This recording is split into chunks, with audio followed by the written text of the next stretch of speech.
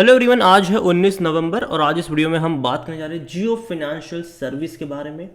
322 रुपये का शेयर है, 1.5% की तेज़ी है और अच्छी रफ्तार पकड़ी है। अगर आप देखोगे तो पहले कि ये गिर रहा था, लगातार गिरा था, ये 326 से गिरकर 300 रुपये से भी नीचे गया था। फिर एक ही दिन में एक बड़ी तेज़ी दिखा दी। ठीक है, 14 नवंबर को एक बड़ी तेज़ी दिखा दी, अभी मतलब लास्ट थर्सडे को। उसके बाद अगर आप देखो तो कल भी थोड़ी बहुत तेज़ी थी और आज भी खुलते ही एक अच्छी रफ्तार यहाँ पर देखने को मिल ज़रूर रही है। बात करेंगे वीडियो में इस कंपनी के बारे में कि चल क्या रहा है यहाँ पर, और देखा जाए तो एक महीने में उतना बड़ा फॉल तो नहीं है यहाँ पर, अगर आया भी था तो रिकवर कर रहा है ये। तो बात करना बनता भी है इसके बारे में, क्या क्या अपडेट्स आ रही है इस कंपनी को लेकर, सब कुछ डिस्कस करेंगे यहाँ पर।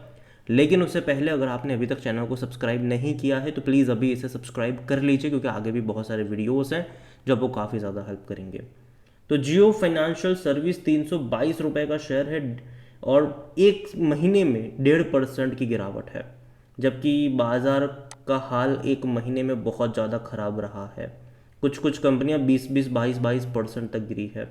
हालांकि एक साल का अगर ग्राफ देखोगे तो तेज़ी से 50% की ही रह गई, लेकिन अगर आप हायर लेवल से कंपेयर करोगे जो कि 400 रुपये के करीब गया था, वहाँ से अगर आप देख रहे हो तो यहाँ पर भी ऑलमोस्ट कह सकते हैं कि 18 से 20% का फॉल ये दिखा चुका है। लेकिन एटलीस्ट ये रुक रहा है, सपोर्ट बनाने की कोशिश कर रहा है यहाँ पर 300 रुपये के आसपास, 300 से 310 रुपये के आसपास। यहाँ पर इसका रुकना ज़रूरी है, क्योंकि जो इनिशियल सपोर्ट है वो डेफिनेटली 300 से 310 रुपये के आसपास देखने को मिल ज़रूर रहा है। इस बार वहाँ पे थमा ज़रूर है, देखते हैं कि यहाँ से तेज़ी दिखाता भी है कि नहीं। लेकिन जो एक दिन में बड़ी रफ्तार आई थी, जो पिछले थर्सडे को जो तेज़ी आई थी, उसकी वजह ही ये थी कि भैया न्यूज़ आई थी कि जोमेटो और जियो फाइनेंशियल जो सर्विस है वो एंटर कर सकते हैं, मे एंटर, ठीक है, निफ्टी 50 ऑन एफएनओ इंक्लूजन, और आयशर मोटर बीपीसीएल को एग्जिट करा जा सकता है। ये जेएम फाइनेंशियल की रिपोर्ट थी, ठीक है। और उसके चलते अगर आप देखोगे तो हमें तेज़ी देखने, क्योंकि देखो यहाँ से एक पैसिव इनफ्लो स्टार्ट होता है जब भी ऐसा कुछ होता है। तो यहाँ पर Zomato and Jio financial service share में तेज़ी हमें 14 नवंबर को देखने को मिलने की वजह ही ये थी कि after the national stock exchange announce that 45 stocks will be included in FNO segment.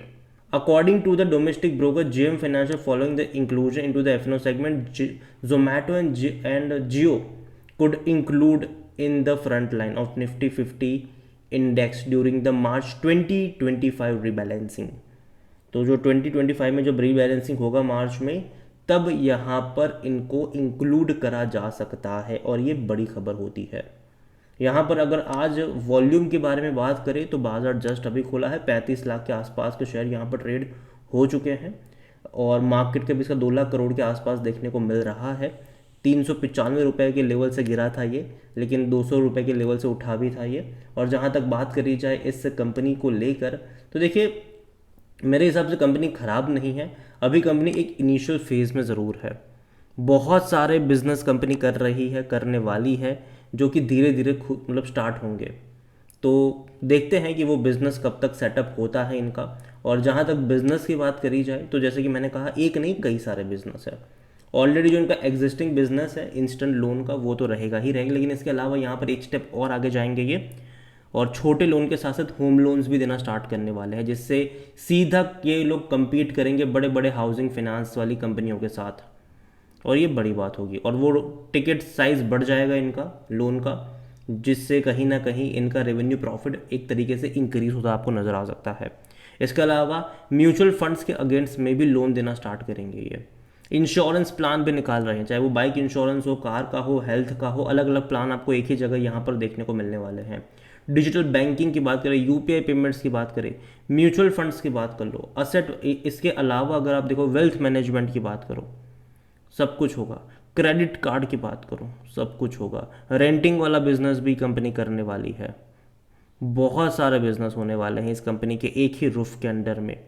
और जो बड़े बड़े बिजनेस बनेंगे फ्यूचर को लेकर, जो मैं देख रहा हूँ उसमें शायद लोन का बिजनेस तो डेफिनेटली होगा ही होगा, इंश्योरेंस और म्यूचुअल फंड का, और इवन एक और बिजनेस होगा ब्रोकिंग का बिजनेस। हालांकि अभी जिस तरीके से ब्रोकिंग में एक अपडेट्स ये भी आ रही है कि जब से भाई साहब यहाँ पर सेबी ने वो निफ्टी बैंक वगैरह सबका जो फ्यूचर वाले इंडेक्स जब से हटाए हैं, जो वॉल्यूम होता है इंट्राडे का वो काफ़ी ज़्यादा श्रिंक हो गया है। तो कहीं ना कहीं दिक्कत ये आ रही है कि जो डिस्काउंट ब्रोकर है वो सरवाइव नहीं कर पा रहे हैं अपने फ्री वाले ब्रोकरेज के ऊपर या फिर अपने 10-20 रुपए के ब्रोकरेज के ऊपर। तो ये एक बहुत बड़ा चैलेंज आएगा उनके लिए, डिस्काउंट ब्रोकर के लिए। और ऐसे में जियो अगर एंट्री करेगा एक बहुत बड़े अमाउंट के साथ, तो एक बड़े बेनिफिट में ज़रूर ये रह सकता है ब्रोकिंग के बिजनेस में।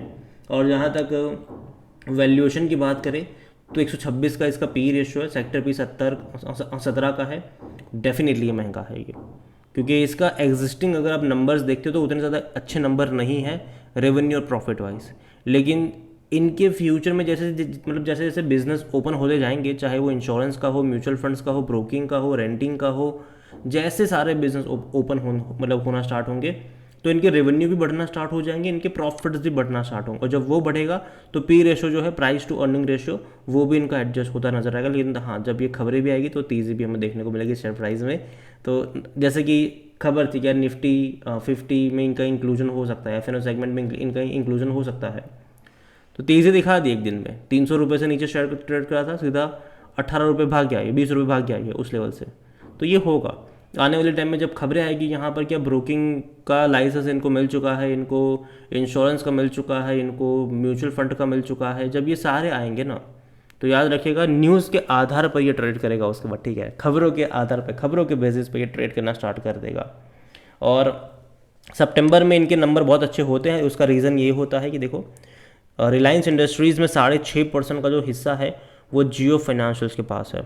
और ये क्वार्टर में रिलायंस इंडस्ट्रीज जो है वो डिविडेंड पे आउट करती है, तो एक बहुत बड़ा जो डिविडेंड का पैसा इनको मिलता है, जिसके चलते इनके रेवेन्यू में एक बड़ी तेज़ी देखने को मिल जाती है, जो कि आम तौर पर इनके रेवेन्यू 500 करोड़ के आसपास होते हैं, वो बढ़ के 800-900 करोड़ चले जाते हैं। वो वजह यही है कि डिविडेंड से पैसा आता है उस टाइम पर। जो प्रॉफिट 300 करोड़ का होता है वो 690-680 करोड़ चला जाता है, क्योंकि डिविडेंड से पैसा आता है यहाँ पर। और जहाँ तक शेयर होल्डिंग के बारे में देखें, प्रमोटर की होल्डिंग 47.12% की है, 4.17% यहाँ पर म्यूचुअल फंड के पास है। म्यूचुअल फंड ने पहली बार, ये सितंबर क्वार्टर पहला क्वार्टर है जहाँ पर खरीदारी करी है म्यूचुअल फंड्स ने, वरना उससे पहले वो भी लगातार बेच ही रहे थे, ठीक है। पहला क्वार्टर था जब खरीदारी करी, थोड़ी सी सही लेकिन खरीदारी करी है।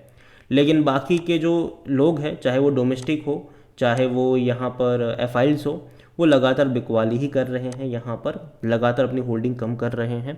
देखते हैं कि आने वाले टाइम में जब ये कंपनी जब अलग अलग इंडेक्स का पार्ट बन जाएगी तो एक पैसिव इन्फ्लो स्टार्ट हो सकता है, तब शायद इनकी होल्डिंग जो है वो आपको इंक्रीज होती नजर आए। जहाँ तक रिटेल की बात करें तो उनके पास 12.58% का स्टेक है, अदर पार्टी 7.39% का स्टेक यहाँ पर लेकर बैठे हैं। ओवरऑल जियो फाइनेंस मैं कहूँगा कि देखो, मैं पहले भी बोल चुका हूँ, मैं अब भी कहूँगा कि ये बेचने वाला शेयर नहीं है। जब भी 10% का करेक्शन आए, अगेन मैं कह रहा हूँ 10% का फॉल, ना कि 2-3% गिरे आप पैनिक में खरीदारी करने लग जाओ, एवरेज करने लग जाओ, ये मत करना। जब भी 10% का फॉल आए धीरे धीरे ऐड करते चले जाओ, लेकिन जो आपका नज़रिया है वो शॉर्ट टर्म का नहीं होना चाहिए, वो कम से कम 2-3 साल का यहाँ से होना चाहिए, तो ही ठीक है, तो ही। अगेन ये मेरा पर्सनल ओपिनियन है, कोई भी इन्वेस्टमेंट एडवाइस नहीं है। ये वीडियो को यहीं पे एंड करता हूँ। पसंद आया हो तो लाइक करो, शेयर करो, चैनल पर अगर पहली बार अगर प्लीज़ सब्सक्राइब करें। और जियो फाइनेंशियल सर्विस के बारे में आप क्या सोचते हैं वो भी आप मुझे कमेंट में लिखकर बता सकते हैं। Thank you.